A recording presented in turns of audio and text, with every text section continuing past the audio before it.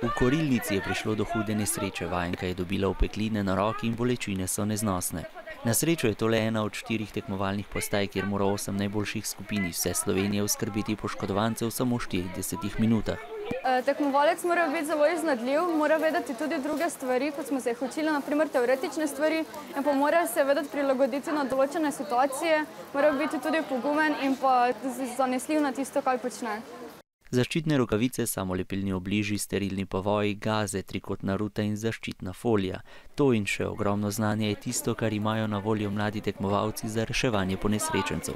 V drugi delovni točki so morali tekmovalci oskrbeti 3 nezavestne poškodovance. Tukaj je bila potrebna velika previdnost in strokovnost, saj je bil med nezavestnimi tudi otrok. Življali smo, preverjali puls, dihanje, pregledali smo, če še ima kakšne druge poškodbe, smo ugotovili, da nima.